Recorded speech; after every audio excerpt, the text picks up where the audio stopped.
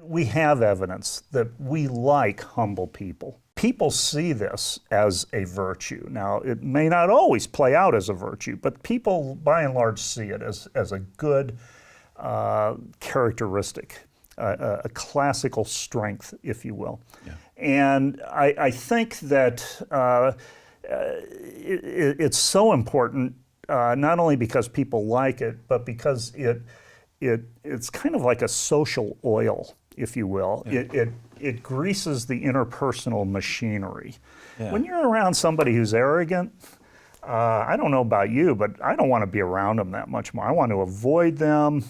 We shut down. Yeah, we do. We shut down. And that's not conducive to working out problems. That's not conducive to decision making. It's not conducive to running a government, running a company, or running a church. Yeah, it allows us to operate only with the images that we're projecting. It allows us to only operate with assuming certain things about ourselves that might be just false representations. Mm-hmm. If we're really concerned with the truth and we think that the truth can in fact be effective, and I would say yes, it's good that we use facts, and it's good that we seek truth in all of these societal contexts. Looks like it's surprising that we're getting by if we're so arrogant. Humility might be this absolute essential thing to get people really working together and working with one another. What else do you see? I mean, Liz, you look at kind of pro-social behavior that kind of emerges from being intellectually humble. Yeah, I wonder if you'd speak to absolutely. that. Yeah, well, I think that it is so relevant on all levels, the individual level, but also the interpersonal level. Yes. And so one of the things that I was looking at is how intellectual humility relates to being altruistic, being benevolent towards others, having a universal perspective that really values all people and even nature, and being less power-seeking, so having less of a desire to domineer over others.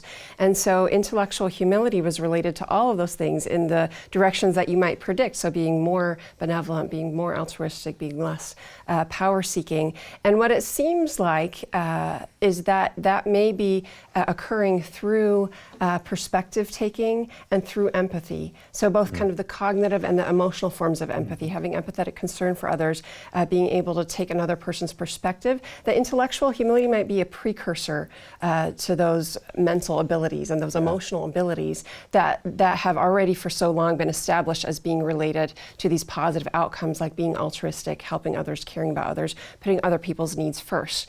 So we know that being empathetic and also being grateful, so I'd add gratitude in there, being grateful towards others, is associated with all of these beneficial, interpersonal, pro-social outcomes. And so the question is intellectual humility kind of a precursor to that? Is that kind of the vehicle that allows us to even get to that place where we can take someone else's perspective by first being humble about our own, realizing that maybe we don't know it all, realizing that other people have things to offer, help us to be more grateful, to be more empathetic, and then that allows us to, that's kind of that ripple effect of intellectual humility, that then we're more likely to put other needs first, more likely to help others and engage with others. It looks like in that sense, humility comes as part of a package, or at least can help us along a path toward a more complete picture of virtuous, moral, and intellectual character. Mm-hmm. I like this idea of it being either foundational or perhaps in the middle, or an interconnecting kind of virtue, that it can facilitate open-mindedness on one hand, love on another,